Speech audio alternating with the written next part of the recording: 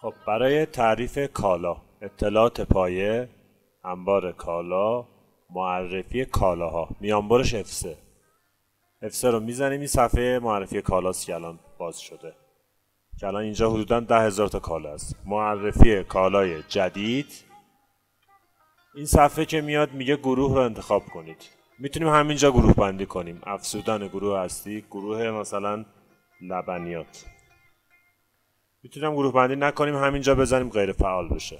ولی ما یه گروه بندی میکنیم، زیر مجموعه لبنیات میایم کالا تعریف میکنیم. کد کالا یا همون بارکد جنس رو با بارکد خوان یا کد رو به صورت دستی وارد میکنیم. عنوان کالا مثلا شیر میهن مثلا 250 گرمی. واحد جز عدد. حالا ما این جنس رو هم عدد بخوایم بفروشیم هم کارتون، واحد دوم رو همینجا میزنیم. واحد جدید تعریف میکنیم کارتون. حالا تو هر کارتون 24 عددی که قیمتش هم فرق کنه همینجا میزنیم. ثبت. قیمت فروش به فرض 7500. تخفیف درصدی داشته باشه 2% اینجا میزنیم اگر تخفیف درصدی داشته باشه.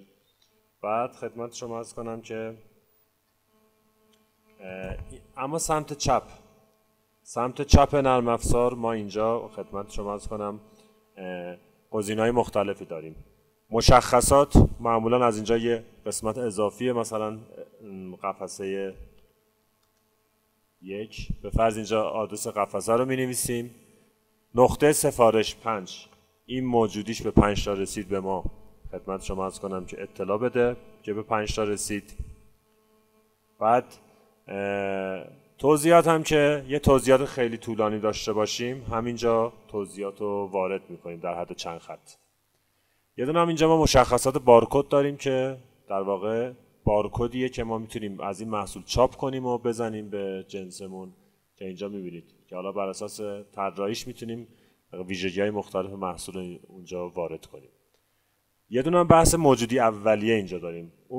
اون دسته از مشتریانی که نمیخوان خدمت شما عرض کنم که فاکتور خرید وارد کنند میتونن بیان اینجا و موجودی اولیه رو وارد کنن. قسمت موجودی اولیه ما الان 10 تا داریم. دونه ای خدمت شما عرض کنم به فرض ما 5 تومن خریداری کردیم.